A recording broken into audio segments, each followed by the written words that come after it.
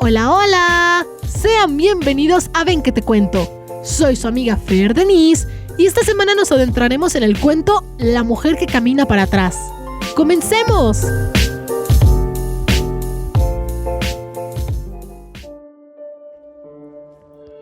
Iban a dar las 10 de la noche.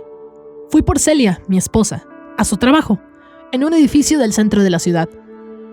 Ya había pasado mucho tiempo desde su hora reglamentaria de salida. Cuando estábamos a punto de dejar el edificio, una de sus compañeras de trabajo corrió a alcanzarnos.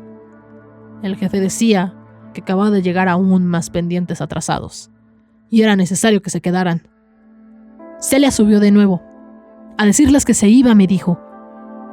Pasaron varios minutos, y cuando volvió a bajar, Celia me avisó que solo le habían dado 1 hora para merendar, y por lo tanto, deberíamos hacerlo en algún sitio cercano. Sentí rabia. Apreté los dientes, pero no dije nada. Estas cosas solo pasan en México, se quejó ella, como era la costumbre. Fuimos al Café La Blanca, un sitio viejo y sin pretensiones como muchos otros de la zona. Nos sentamos en una mesa cualquiera, entre oficinistas, empleados de tienda, pasantes de ropa cómoda y barata que no buscan sino un café con leche y una pieza de pan. Llamamos a una mesera y pedimos lo que todos ellos. De niña, Celia había ido muchas veces a aquel lugar, en compañía de su madre. Hoy, en la mesa junto a la nuestra, un hombre leía la prensa y nos dejaba ver las fotos de asesinados en la primera plana. Un par de televisores encendidos, puestos en alto sobre las bases fijas a la pared, mostraba el noticiero de la noche, en el que alguien hablaba con optimismo de las muertes debidas a la lucha contra el narcotráfico. Han habido 30,000 ejecutados en los últimos 4 años, decía. Pero pues en los siguientes 2 esperamos menos. La gente, más que las pantallas, miraba la calle. Las luces en el interior del café, que tenía piso y techo, y paredes blancas, salía por sus grandes ventanales e iluminaba un poco las aceras. Oye, dijo Celia, ¿te puedo contar algo? Aquella historia que siempre digo que te voy a contar. Elegimos pan dulce de la bandeja que trajo la mesera. Yo comenté, como también es la costumbre en estos días, que los noticieros no hablan de la mitad de la violencia que ocurre realmente. Mi esposa no me hizo caso y comenzó su historia. Me dijo, justamente de cuando iba al café, de su infancia. A veces me mandaban a comprar cosas ya de noche. Iba yo sola por pan, o si no, a una cremería que no estaba tan cerca de la casa. ¿Cuando estaban en la calle de Perú? Sí. La familia entera de Celia vivía entonces en el centro. Hasta su muerte, la abuela había mantenido unidos y bajo el mismo techo a sus 6 hijos, las parejas de todos ellos y la primera generación de nietos. Después, todos se habían peleado con todos y habían terminado dispersos. La casa era ahora una sede de Alcohólicos Anónimos, con salas de reunión y un anexo en el que siempre había al menos 10 o 12 adictos, a los que se buscaba curar con golpes, baños de agua helada y plegarias. Una noche salió un poco más tarde que de costumbre, me contó Celia. Las calles estaban casi vacías cuando fui y cuando regresé. Sí daba un poquito de miedo. Yo seguía disgustado por la prisa con la que debíamos terminar, y porque después de acompañarla de vuelta a su oficina, tendría que esperar quién sabe cuánto tiempo, en quién sabe dónde. Pero traté de concentrarme en lo que Celia decía y en el sabor del café, que era dulce y cargado a la vez. En todo caso, no tenía alternativa. No iba a dejarla sola ni a quedarme lejos de ella. Apenas la noche anterior, nos habían asaltado cerca de casa. Nos habían quitado dinero, tarjetas, las llaves del coche y hasta las chamarras que llevábamos puestas. Y habíamos pasado todavía 1 hora más en el mismo sitio, sentados en la acera, incapaces de decidirnos entre volver a casa, hasta donde alguien podía seguirnos, o buscar ayuda en otra parte, a riesgo de volver a encontrarnos con los 2 ladrones, que eran muy jóvenes y flacos, y tenían armas que nos habían parecido enormes. Desde luego, me dijo Celia. Daba miedo, porque la calle estaba oscura. Lo que me estaba contando le había ocurrido, me dijo, poco antes del terremoto de 1985, en el que tantos edificios se habían derrumbado en el centro y por todo el resto de la ciudad, y en el que también habían muerto, tal vez, decenas de miles. ¿Y por qué una chica se asusta con estas cosas? Deseé que la historia no fuera de algún suceso terrible como el que nos había sucedido apenas. Un trauma del que se decidía hablarme justamente en esta noche pésima. De inmediato me sentí culpable. Pensé en el miedo que había tenido ante los ladrones, en que yo no había hecho nada para defendernos. Y pensé también que el terremoto siempre me ha parecido algo espantoso. Yo también era niño entonces, y recuerdo que vi caer desde lejos un edificio del barrio de Tlatelolco que se doblaba como si fuera hecho de cartón. Recuerdo las sirenas, las montañas de escombro. Daba miedo, pero ahí iba yo, dijo Celia. Por otra parte, no solo a mí me había quedado una marca. En los años siguientes, vi cómo las historias del tiempo del terremoto empezaban a agregarse a las otras, a las leyendas antiguas de la ciudad, llenas de aparecidos y diablos, y que yo había alcanzado a escuchar aún de mucha gente mayor. Empezó a hablarse más, de hecho, de la gente muerta de pronto o perdida en el caos, amnésica o loca de terror, de los sonidos que hacían los sepultados bajo las ruinas, vivos pero inalcanzables, del olor de los cadáveres bajo los escombros que nunca se retiraron de una escuela de enfermería, de la pared que aplastó 2 compañeros de la propia Celia en el colegio de las Vizcaínas. De ahí solo había un paso a nuestra fascinación con los muertos de hoy: las balaceras, las noticias de lugares en los que el gobierno ya nos rige. Desde entonces, aprendimos a no creer en fantasmas, o tal vez a tener más miedo aún de la vida real. Tenía que comprar 1 litro de leche y 1 kilo de queso. Y pasando junto a la iglesia de Santo Domingo, la vi. Estaba paradita en la esquina. Se veía así. Y Celia se estiró, aunque estaba sentada, para dar la impresión de que se ponía en posición de firmes. Ahora sentí alivio, con esa imagen vaga de quien quiera que fuese que Celia hubiera visto allí, ante la vieja iglesia de la calle de Brasil. Me di cuenta de que aquella era, pese a todo, una simple historia de susto. Siempre las hacemos al modo de las películas de horror, porque de allí las aprendemos. Siempre los personajes que aparecen de pronto, en alguna posición rara o muy tensa o como aturdidos, resultan luego aliados de alguna fuerza maléfica, hipnotizados, poseídos. Primero no pensé nada raro, dijo Celia. Simplemente era una viejita que estaba ahí, esperando cruzar la calle. Y entonces me di cuenta de que no había coches por ningún lado. ¿Cómo? No había razón para que no cruzara la calle. De pronto, no había nadie a la vista, como si todo el mundo se hubiera ido, o como si no hubiera sido las 9 y pico, sino las 3 o 4 de la mañana. Y en cambio, yo sí tenía que pasar a su lado. Ya estaba yo inquieta, pero me acerqué. ¿Qué más podía hacer?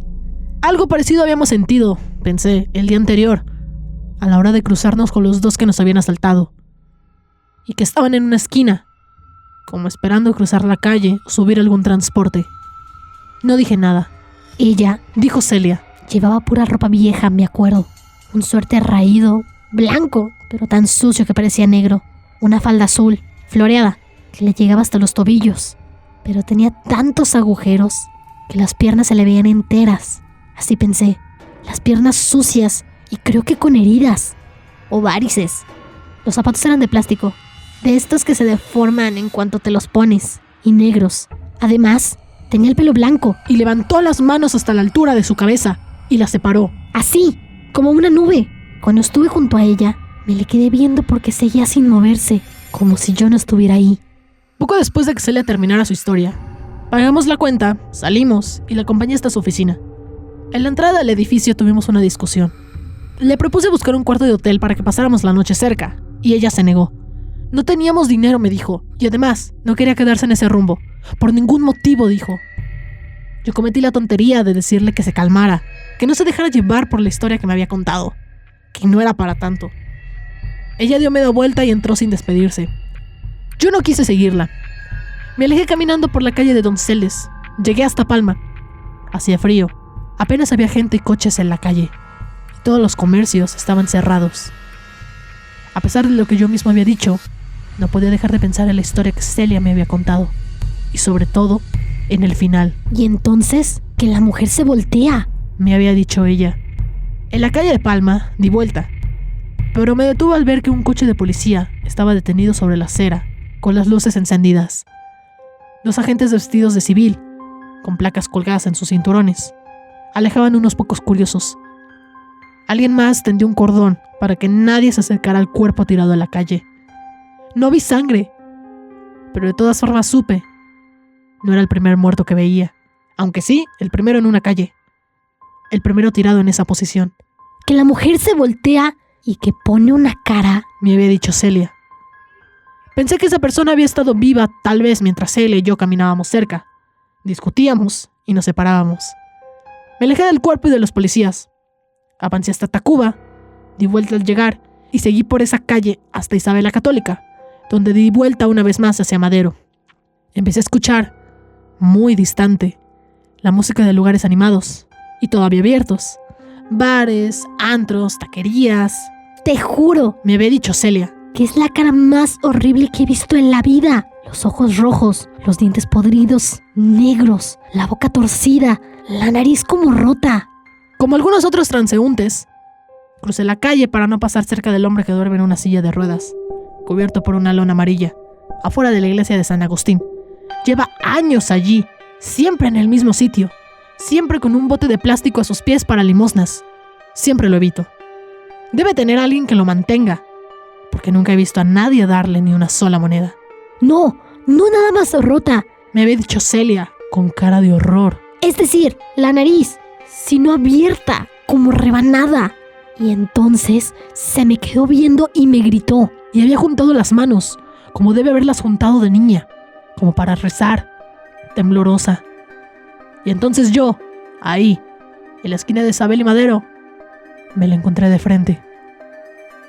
De pie, firme, vieja, muy vieja, con la vista fija en ningún lugar, como si yo no estuviera allí. Ahora pienso que no había nadie alrededor, que de pronto la ciudad parecía abandonada, como si se hubiera dado una orden de evacuación y todos la hubieran obedecido. Ya no se oía ninguna música, ya no había nadie cerca, ni siquiera se veía el hombre de lona amarilla. Solo quedaban las luces encendidas, las cortinas de metal que cerraban los locales y las fachadas de los edificios. Solo quedaba la mujer. Su suéter era aún más negro de lo que me había imaginado. Sus piernas se veían retorcidas y sucias. Una luz justo detrás de la cabeza hacía que su cabello brillara. Parecía una nube con un rayo dentro.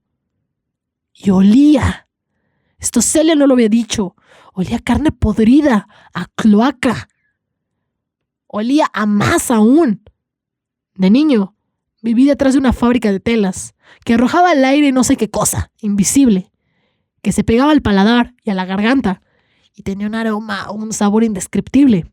Terrible. Porque no era un resto de nada vivo. A eso olía la vieja también. A algo que no debía existir y sin embargo existía. Ella me miró de pronto y me gritó. A Celia le había gritado: ¡Sigues viva!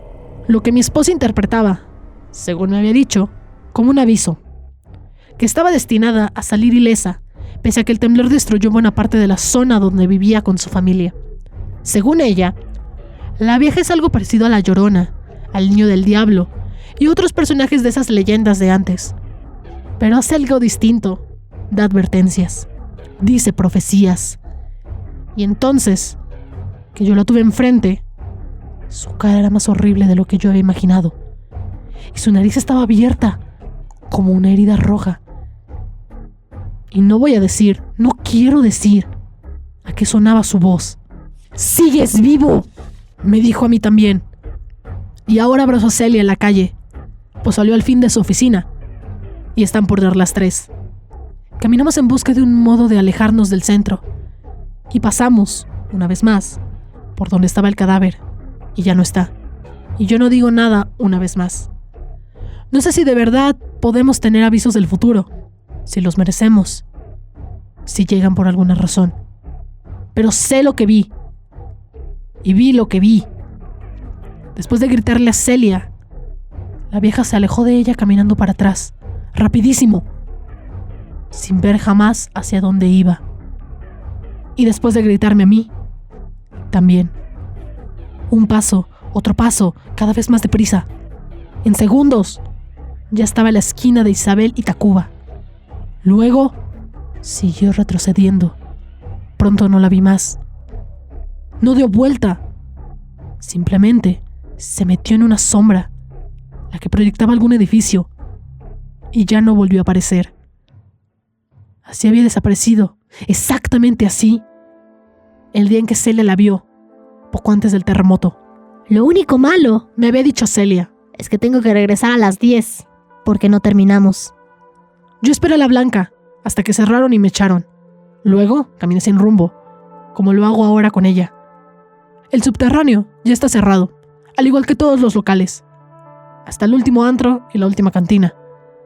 Los autobuses han dejado de pasar. No vemos taxis. Apenas tenemos dinero. La verdad es que realmente no nos alcanzaría para un cuarto de hotel. Los ladrones de ayer, no, de hace 2 noches, ya nos habían puesto en este problema, antes de que a Celia se le vinieran encima las horas extra, y antes de que apareciera la mujer que camina para atrás. Por acá no conocemos a nadie con quien se pueda llegar, ¿verdad? Me había dicho Celia. Nosotros vamos hacia adelante, aunque no sepamos a dónde, y llegamos a un tramo de acera, bien iluminado, por luces de color naranja.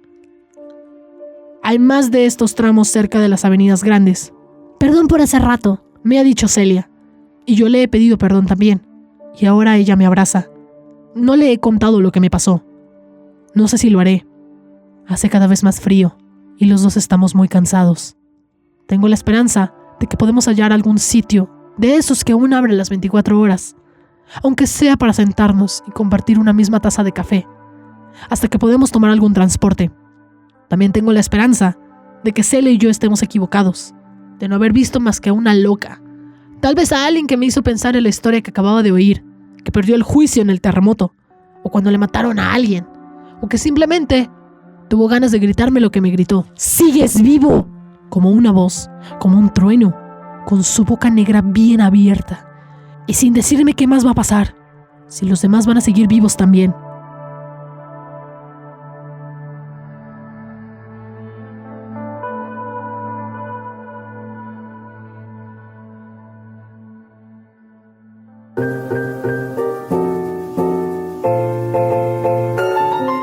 Espero les haya gustado este cuento, escrito por Alberto Chimal, originario de Toluca del Lerdo. El crítico Jorge Carrión lo ha llamado uno de los principales exponentes de la literatura fantástica iberoamericana. No se olviden de seguirnos en nuestras redes sociales. Nos encuentran en Spotify como Ven que te cuento, Facebook como Radio Televisión de Veracruz, YouTube como RTV en línea, Twitter e Instagram como RTV Veracruz. Nos vemos la próxima semana aquí en Ven que te cuento. Bye bye.